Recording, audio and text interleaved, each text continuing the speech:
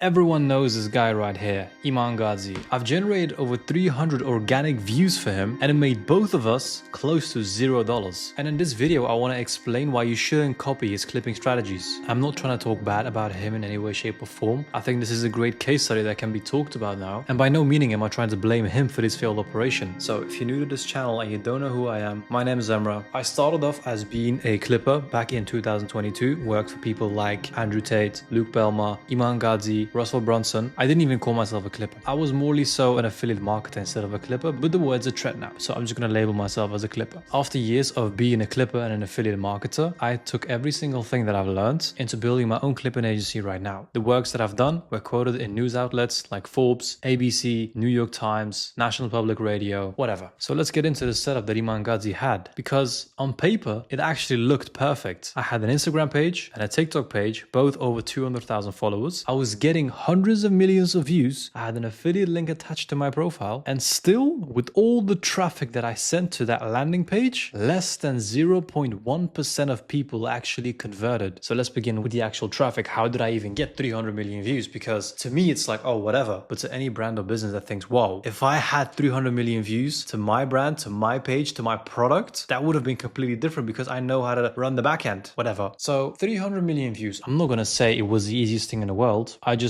saw myself as a demon when it came to clipping. I knew what I had to do to make things go viral. That was literally my job. So back in the day, I was only getting paid when someone bought Iman's course. So I was an affiliate. I was getting views, but I was making no money from sales. No one was buying the course. So as an effect of that, I wasn't making any money. Can you imagine your own page? Let's say you have over 100,000 followers. All your content is getting in. With all of the content that you're posting, you get up to 100 million views in a month. And then if you look at the data and see how much money you've actually made, you've made only $1,000 in profit. You'd want to end it all. I mean, that was the reason why I quit. You know, recently I was having a dinner and someone asked me, bro, if you've worked with Iman Gadzhi, you were getting so many views. Why did you quit? Well, because as a marketer, I never cared about views. I genuinely never cared about views. And up until this day, I didn't even realize that these results were actually crazy. I didn't even realize that these were actually significant results. The only thing that I cared about is conversions. Did the person take an actionable step? Did the person do something after watching my video, which in this case was buying Iman's course? And they didn't. So I failed. I failed as a marketer. I succeeded as a clipper. So then how did I fail? I get given the most high quality content in this entrepreneurial industry, possibly one of the biggest personal brands. You'd say it's so easy to get views with. Why did it not convert? Well, because all the content that was being posted from my end and all the content that was given to me was viral worthy content. And that's the reason why it failed. Sounds insane, right? No, let me explain. When you post content that is entertaining, that is viral worthy, for example, a video of Iman and Amara in the car talking about a funny topic, it's easiest thing in the world to get views with that. Anyone can do that. Anyone can get views. But after watching that video, the person that follows that account, does he think, oh, this video was so entertaining, let me just buy his course? No, he or she thinks this video was incredibly entertaining, let me follow so I can see more entertaining videos. That person is not interested in taking an actionable step. So you've lost a customer there, basically, if you post that type of content. But let's say I would often also post content that was meant to convert. And what do I mean by that? I'd post content that would highlight a problem that Iman's ideal ICP has. I'd present him as a solution and I'd put a call to action. Those videos would get great views, but because most of my followers came through the entertaining content, these videos wouldn't get too many views. They wouldn't convert too well. My following base was only interested in entertaining content. And this is a mistake that I personally made. Of course, I can't blame Iman for this, but this is a mistake that I see so many people in the content space making. They think if they just post some random motivational videos, they post some entertaining, some vlogs, they post some entertaining vlogs, some motivational rants, no one's gonna buy from you. Do you actually want people to know you, or do you want to make sales? That's the choice you have to make. You can't have both. If you want the first one, you need massive scale on a level that Andrew Tate had. And to this day, I'm not trying to glaze Andrew Tate, of course, but no one is able to and will never be able to replicate Andrew Tate's content library. If I'm lying, I'm dying. He has over 10 terabytes of content. Genuinely. Every single day, I think now, yeah, he's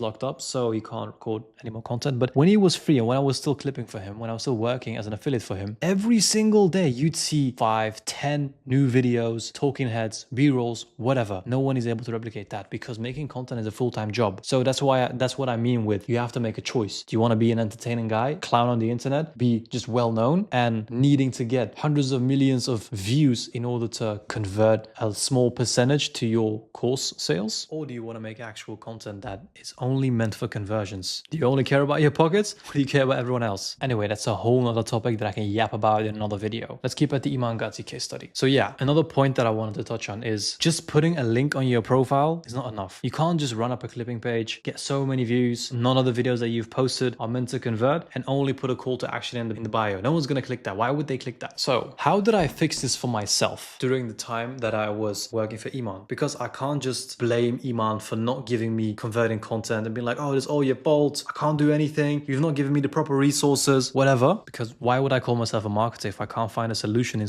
that sort of situation? So I did. What did I do? I went to the Meta Ads library and I went to look at all of Iman's active ads. He had a advertisement ongoing on Facebook for a webinar that he was going to host. I downloaded it. I found an AI tool. I used AI to remove the captions of it. I used the hook only. And then what did I do? I used the hook. It wasn't on the organic pages. It was only on ads. I took the hook, used AI to remove the captions. I added a body to it that made a bridge between the hook, and the hook was saying like, if you're between 18 to 25, you want to make money online, live freely, like explaining the dream state. And then I went and found a body that explained what bridge was, so introducing Iman as a solution. And then to make the call to action, I found, I kid you not, 10 different clips of Iman where it combined and said join my free channel, and it was a Telegram channel that I built for my own. And I generated, with that video, I generated over 20,000 leads into my Telegram. That video had, I think, 45,000 comments. That's not clipping, that is marketing. And what did that result into? I already touched on that a little bit. I had a Telegram channel of my own with over 22,000 people who subscribed to it, thinking that was Iman. I didn't try to impersonate him because then I would go against the rules inside of Iman's team. So I still kept it as a sort of affiliate fan page vibe. But every single person thought that was Iman because it looked so credible and it was so good. That video, I remember Iman's head of content, he DM'd me. It was like, bro, what AI did you use to generate that call to action? I'm like, bro, I genuinely just combined 10 different clips, and he was actually surprised himself. So the premise of this is I only posted to convert. My whole clipping career, I only posted content to convert. That was my whole job. I was a marketer. I was never a clipper. And this is kind of a big picture of what this clipping game is about. It's not just about getting views. Anyone can get views. Views are easy. It's baseline. But getting people to take a certain type of action after watching your videos, that is what the actual skill is. And that's what's going to make your business the most amount of money. If you only post clips such as vlogs, entertaining style videos, motivational stuff, no one's going to buy from that. You're going to need hundreds of millions of views in traffic, in views, to be able to convert a little bit. A quick side note, if you're a brand or business that wants such distribution systems that's focused on conversions and not just views, fully owned, fully controlled with your own set narrative, I've put a link to our website in the description of this video. Check it out. So what is the lesson in here? And I wrote the quote down to make sure I quote it perfectly. Views are rented. And I think that's a beautiful quote. So after that Telegram channel, after I built up that Telegram channel, I now had a channel with leads filled with over 20,000 leads that were ready to buy a course. You'd think so, right? But unfortunately, the conversion rate to the course wasn't all too well. I'm going to be honest, I was actually like keen to continue working with Iman's team. I never really had the idea of, oh, I want to build my own agency. I want to build my own offer. I want to live my own life, do all this, blah, blah, blah. No. This was, I think, 3 years ago now. I was actually super down to work for Iman. I was down to join his team, grow in there, get to meet him, you know, be inside of that environment. Maybe it's because I was scared to show my face. Maybe it's because I thought it would be too hard to build my own thing. But after I went to his team and told them like, look, I generated amazing results. You guys know it. I know it. It's better than all of the clippers on you guys' team on retainer. And I'm not even making any money. Like, I want to be on the team. Put me on. They wanted me. Like, I'm not going to lie. But the role that they offered me wasn't all too well for me. And I realized it might hinder my potential. And it would make me stagnate. I felt like I'm not trying to like talk bad about, like, I'm still in a good relationship with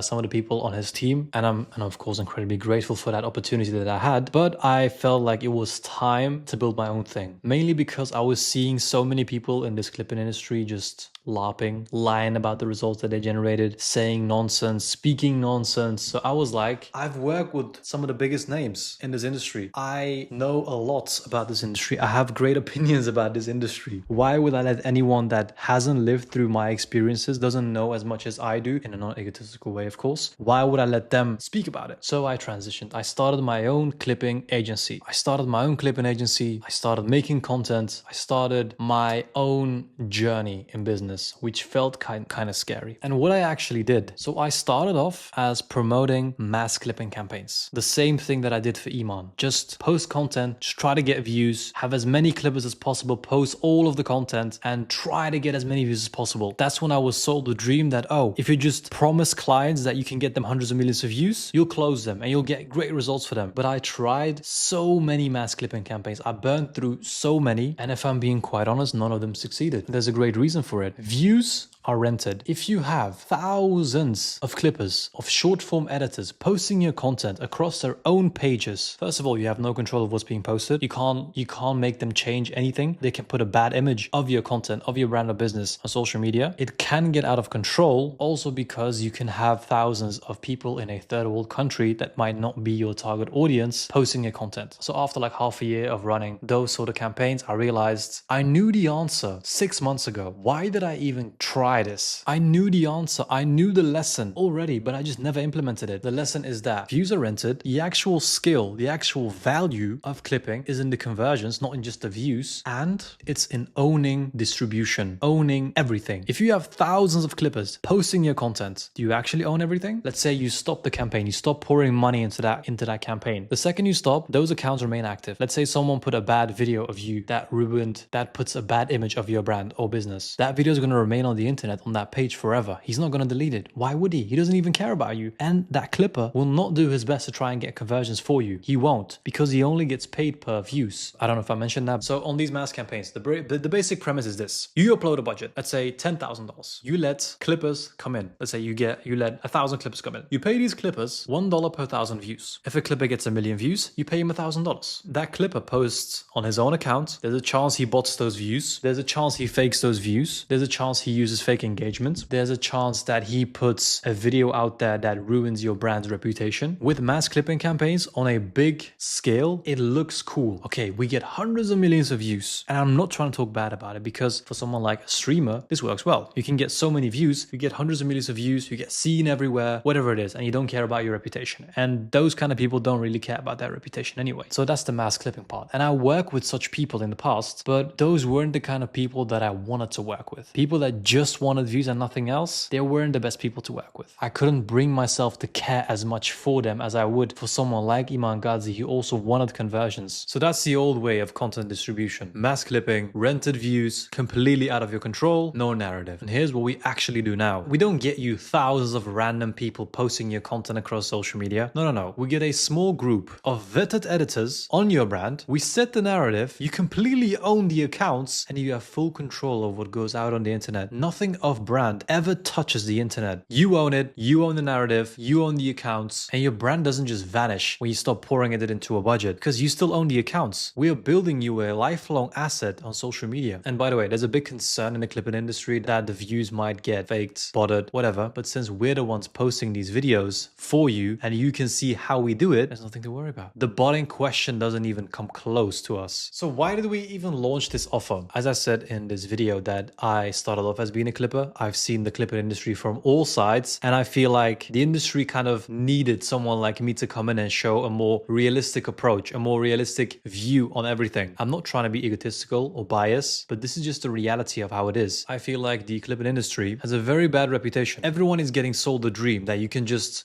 copy Iman Gadzhi's clipping distribution style and get similar results or the same results, even better results as him. But that's just not true. You're not Iman Gadzhi. You're not going to get close to his results. You're your own person and you want your own results. I came into this industry to give a more realistic approach. It makes me sleep well at night, and it makes my clients happy. And it makes my clients feel like I actually want the best for them, because I do. I genuinely feel like that the number of views are becoming so cheap, it doesn't really have a meaning anymore. You can get 100 million views and make 0 sales, just as I did when I was a clipper. You can get 100,000 views and make so much sales. But anyway, I don't want to go too deep into the attention economy topic. What I do want to talk about is that almost no one is running an internally controlled distribution system for their brand. brand, you have an edge right now. Most brands don't own the demographics that they want. They don't own the accounts that they have. They don't even own their brand's accounts. They just let some people post and hope something will convert. They hope if they get more views, more people will click their website and the more chance you have for someone to buy. But that's not how it works. That's not a calculated, controlled operation. That's just a glorified gamble. And we offer you the reality. So let me make a quick comparison. Mass clipping, internal teams. Cheap, expensive. 100 million views, 0 sales. 10 million views, 1,000 sales. No security, full security. Random third world countries, any demographic you choose. Even if you don't want to, you are making a choice. Either you have security or you don't have security. So that was the app session on my Iman Gadzhi case study and where I think the clipping industry is going in the near future. One quote that I wrote down that I think is pretty memorable for this video. Don't copy the strategy that made 300 million views and made $0. Build one that you actually keep. And that is exactly what we do. If you're a brand or business owner and you want a controlled distribution setup, I left a link to our website in the description of this video. Book a call. Let's see if we're a fit for each other.